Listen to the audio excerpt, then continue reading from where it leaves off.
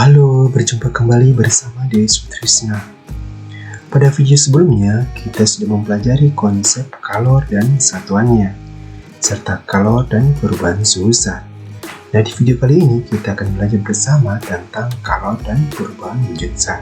Suatu zat apabila diberikan kalor terus-menerus dan mencapai suhu maksimum, maka zat akan mengalami perubahan wujud. Peristiwa ini juga berlaku jika suatu zat melepaskan kalor terus-menerus dan mencapai suhu minimumnya. Oleh karena itu, selain kalor dapat digunakan untuk mengubah suhu zat, juga dapat digunakan untuk mengubah wujud zat. Pernahkah kalian membeli es krim? Jika kalian membeli es krim, kemudian es krim tersebut kalian biarkan beberapa saat di tempat yang terbuka, maka es krim tersebut lama-kelamaan akan mencair. Mengapa es krim dapat mencair? Nah, hal ini disebabkan es krim menerima kalor dari udara di sekitarnya, sehingga es krim mengalami perubahan wujud dari zat padat menjadi zat cair.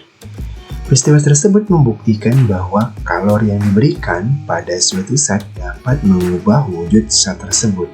Bagaimanakah hubungan antara kalor dan perubahan wujud zat? Nah, perhatikan gambar berikut ini. Berdasarkan gambar tersebut, ketika es batu dipanaskan, maka es batu akan mengalami perubahan wujud dari zat padat menjadi zat cair. Peristiwa ini dinamakan mencair. Hal ini menunjukkan bahwa perubahan wujud dari padat ke cair memerlukan kalor. Setelah es menjadi air, selanjutnya air tersebut dipanaskan atau diberi kalor, maka kalian dapat mengamati bahwa air juga mengalami perubahan wujud. Perubahan wujud yang dialami air ketika dipanaskan atau diberikan kalor adalah dari zat cair menjadi gas. Nah, peristiwa ini dinamakan menguap. Untuk memudahkan kalian mengingat perubahan wujud zat, perhatikan diagram perubahan wujud zat berikut. Nah, yang pertama, perubahan wujud zat padat menjadi cair kita kenal dengan istilah mencair atau melebur. Nah, contoh peristiwa mencair atau melebur dalam kehidupan sehari-hari antara lain yaitu pertama, mentega dipanaskan akan mencair. Yang kedua, es batu yang dibiarkan di udara terbuka akan mencair. Dan yang terakhir adalah lilin dipanaskan akan mencair. Dan masih banyak lagi contoh yang lainnya. 2. Perubahan wujud zat cair menjadi padat kita kenal dengan istilah membeku. Contoh peristiwa membeku dalam kehidupan sehari-hari antara lain pertama, air berubah menjadi es batu setelah dimasukkan ke dalam freezer. Yang kedua, cairan agar-agar menjadi beku dan kenyal setelah dibiarkan di suhu yang dingin. Dan yang tiga adalah minyak goreng yang mengental saat cuaca dingin. 3. Perubahan wujud zat cair menjadi gas yang kita kenal dengan istilah menguap. Contoh peristiwa menguap dalam kehidupan sehari-hari antara lain pertama, menjemur pakaian. Ketika kita menjemur pakaian, pakaian yang tadinya basah akan mengering. Itu karena air pada pakaian menguap ke udara bebas. Yang kedua, pembuatan garam. Pembuatan garam dilakukan dengan menguapkan air laut. Air laut terasa asin karena mengandung garam. Untuk mendapatkan garam tersebut, air laut perlu diuapkan.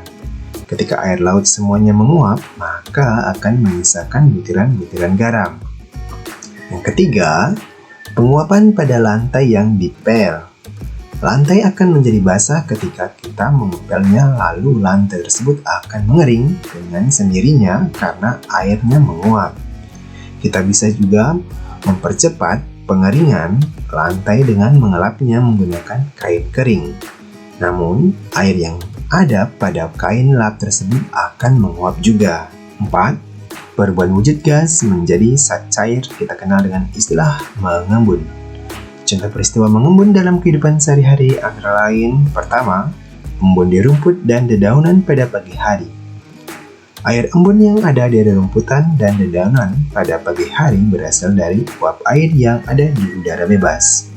Suhu udara yang mengandung uap air lebih hangat, sedangkan suhu rumput dan dedaunan lebih dingin. Hal itu menyebabkan udara yang ada di udara bebas itu akan mengembun ketika menyentuh daun dan rumput. Yang kedua, bernafas ke kaca atau cermin. Ketika kita membuang nafas ke kaca jendela atau cermin dengan jarak dekat, kita bisa melihat nafas kita mengembun dan menempel pada kaca yang bisa kita lihat dengan jelas. Hal ini disebabkan karena suhu udara di paru-paru kita lebih hangat daripada suhu permukaan kaca. Yang ketiga, dinding luar gelas yang basah karena berisi air es. Gelas dari bahan apapun jika di dalamnya berisi air yang dingin atau bahkan es, itu akan menimbulkan munculnya titik-titik air di bagian luar gelas. Bahkan tak jarang dalam dinding luar gelas tersebut terlihat basah. Hal ini terjadi karena adanya peristiwa mengembun. Es yang ada di gelas adalah fase terendah yang akan mengeluarkan gas-gas di sekitar tempat minum tersebut dan membentuk air yang berada pada dinding gelas. 5. Perubahan wujud saat padat menjadi gas kita kenal dengan istilah menyumblim. Peristiwa menyumblim dalam kehidupan sehari-hari antara lain, pertama, penggunaan kampar atau kapur barus. Kapur barus biasanya digunakan untuk mengharumkan atau menghilangkan bau tak sedap pada pakaian atau ruangan. Kapur barus yang tidak dibungkus rapat atau ditaruh di tempat terbuka, maka lama-kelamaan akan mengecil sampai akhirnya habis. Padahal kapur barus tersebut tidak diapa-apakan tetapi hanya ditaruh begitu saja. Hal itu terjadi karena kapur barus mengalami perubahan wujud dari padat menjadi gas. Yang kedua, penggunaan pengharum ruangan padat. Sebenarnya sama seperti penggunaan kapur barus, pengharum ruangan padat digunakan untuk mengharumkan atau menghilangkan bau tak sedap di suatu ruangan. Hanya saja kapur barus berbentuk butiran-butiran seperti permen atau pilus yang berwarna putih atau warna-warni. Sedangkan pengharum ruangan padat bentuknya lebih seperti sabun dengan bau yang lebih harum dan bervariasi seperti aroma lavender, aroma lemon, atau yang lainnya. Sama seperti kapur barus, pengharum ruangan padat yang awalnya berbentuk padat menyumblim menjadi gas. Yang ketiga, es kering. Istilah es kering itu tidak sama dengan es. Es adalah air dalam bentuk benda padat yang didinginkan dan basah. Sedangkan es kering bukanlah air, melainkan karbon dioksida dalam bentuk benda padat. Pada mulanya gas karbon dioksida dicairkan menjadi benda cair. Lalu karbon dioksida cair tersebut dipadatkan menjadi benda padat yang disebut dengan istilah es kering. Penggunaan es kering biasanya kita jumpai di panggung, entah kita lihat secara langsung atau melalui televisi. Es kering yang awalnya benda padat diubah menjadi gas yang bisa kita lihat sebagai asap atau kabut berwarna putih. Es kering menyumblim menjadi asap atau kabut buatan. 6. Perubahan wujud gas menjadi padat yang kita kenal dengan istilah mengkristal atau menghablur. Contoh peristiwa mengkristal dalam kehidupan sehari-hari antara lain 1. Salju. Salju adalah suatu cairan atau air yang jatuh dari atas awan yang telah mengalami proses pembekuan yang menyebabkan bentuknya berubah menjadi padatan dan proses jatuhnya salju dari langit seperti air hujan. Salju terbentuk dari partikel uap air yang mendingin di udara dan jatuh ke bumi dengan bentuk seperti kristal. Saat salju mengalami pembekuan, seringkali salju terpecah dan menjadikan kepingan salju yang biasanya digunakan untuk kegiatan olahraga seperti ski atau kereta luncur. Salju seringkali terjadi pada negara yang memiliki iklim subtropis dan di Indonesia juga memiliki kawasan bersalju seperti di Gunung Jayawijaya, yaitu di Papua.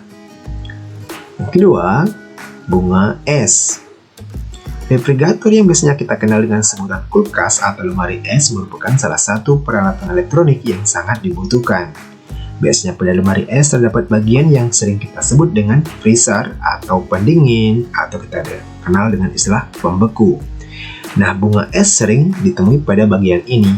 Banyaknya frekuensi buka tutup pada pintu kulkas akan menyebabkan udara ruangan yang lebih hangat masuk ke dalam kulkas. Akibatnya dari udara yang masuk adalah pembentukan bunga es yang akan memadat akibat kristalisasi udara ruangan. Anak panah yang berwarna putih menyatakan bahwa dalam proses perubahan wujud, zat tersebut memerlukan kalor. Jadi perubahan wujud zat yang memerlukan kalor adalah mencair, menguap, dan menyumblim. Sementara anak panah yang berwarna kuning menyatakan bahwa dalam proses perubahan wujud, zat tersebut melepaskan kalor. Jadi perubahan wujud zat yang melepaskan kalor adalah membeku, mengembun, dan mengkristal. Ciri dari perubahan wujud yang memerlukan kalor adalah terjadinya kenaikan suhu. Sementara ciri dari perubahan wujud yang melepaskan kalor adalah terjadinya penurunan suhu. Demikian penjelasan tentang kalor dan perubahan wujud zat. Jangan lupa like, share, dan subscribe ya. Terima kasih sudah menonton video ini. Sampai jumpa.